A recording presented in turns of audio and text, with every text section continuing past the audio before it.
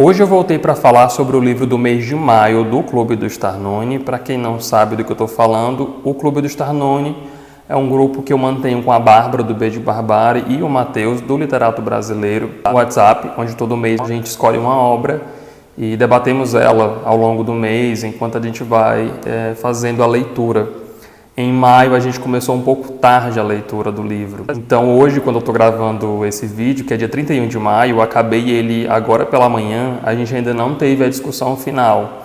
Mas eu já vou logo fazer o vídeo porque eu queria trazer as minhas impressões e eu estou falando do Museu do Silêncio, da Yoko Ogawa.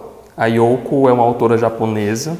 Ela é romancista, ensaísta, contista, novelista, já ganhou vários prêmios orientais, dentre eles o Akutagawa em 1990 e o Tanizaki em 2006. Nesse livro, o que a Yoko se propõe a fazer é uma obra um tanto quanto intimista, mas ao mesmo tempo universal, tanto que ela não faz em momento algum referências a nome de lugares e nem a nome de personagens. Não se sabe exatamente onde a história acontece, nem com quem se passa, mas é apenas um relato muito claro, muito simples, mas ao mesmo tempo sombrio, soturno, a respeito da concepção e da construção desse museu. A literatura japonesa, de maneira geral, por si só, já é bastante incomum e provocativa, afinal a gente está falando aí de um contexto histórico, cultural, de uma visão de vida totalmente diferente da nossa. Eles naturalmente têm uma forma de enxergar e de entender o mundo completamente diferente do que a gente imagina, né? A nossa visão ocidentalizada.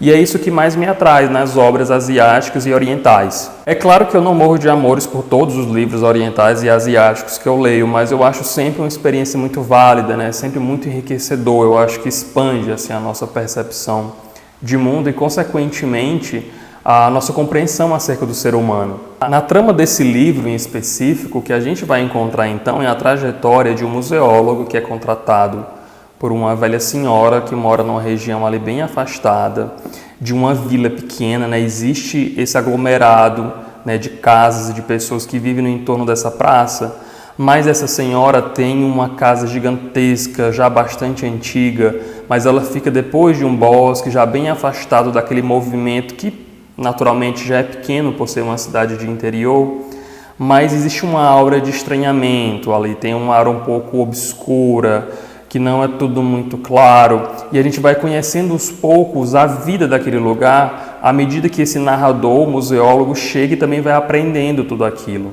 Esse museólogo, então, é contratado por essa senhora para construir, né, esse museu que ela concebe, que é o museu que dá título ao livro, né, o Museu do Silêncio. E essa construção nada mais é do que uma reunião, do que uma conjunção, digamos assim, de objetos que representam pessoas que já passaram por essa vida, né? Pessoas que viveram e morreram.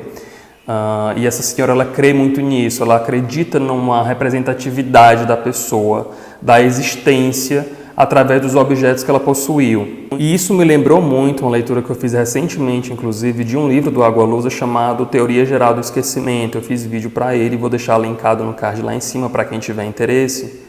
Mas, basicamente, o que o Água Lusa vai tratar dentro dessa história, que me remeteu, sim, ao conteúdo que está no Museu do Silêncio, é que, para ele, Água Lusa, ele trabalha muito com a ideia de que cada pessoa ela é eterna à medida que outras pessoas são capazes de rememorar ou de produzir conteúdos de memória mesmo, né, dessas pessoas que já passaram, que já viveram.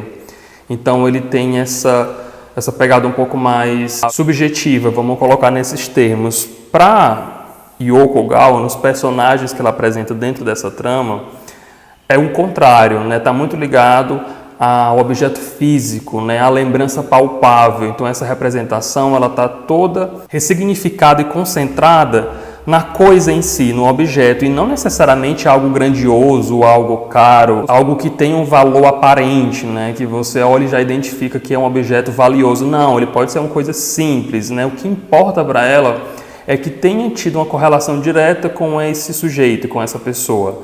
Que você olhe para aquele objeto e você perceba a história dele e a história da pessoa que estava vinculada a ele enquanto ela o possuía em vida.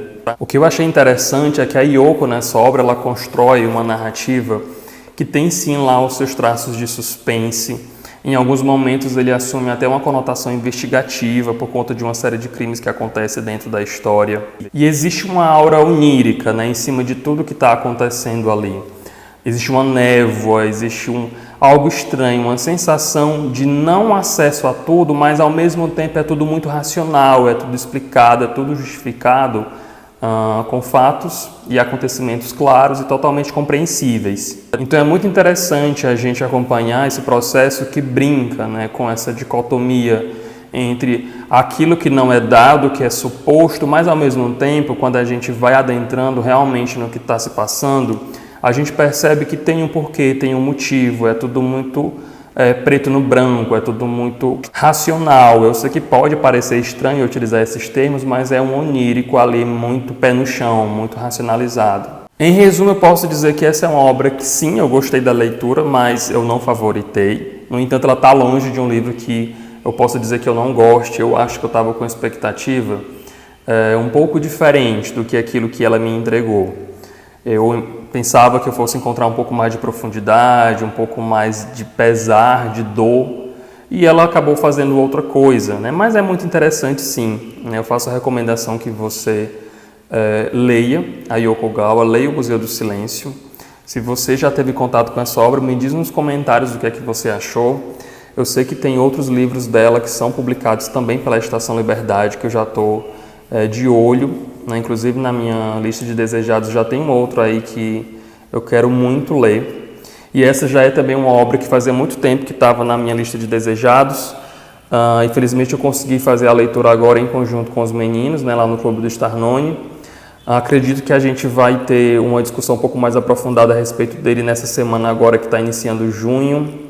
Mas eu já queria antecipar então a minha visão a respeito dele. E a minha recomendação também, apesar de eu não ter amado, eu acho que é uma experiência válida. Se foi para mim, eu acredito que pode ser para mais pessoas também. As redes sociais estão lá embaixo no box da descrição, faz algum outro comentário caso você queira. Avalie o vídeo. Obrigado por ter assistido e até mais.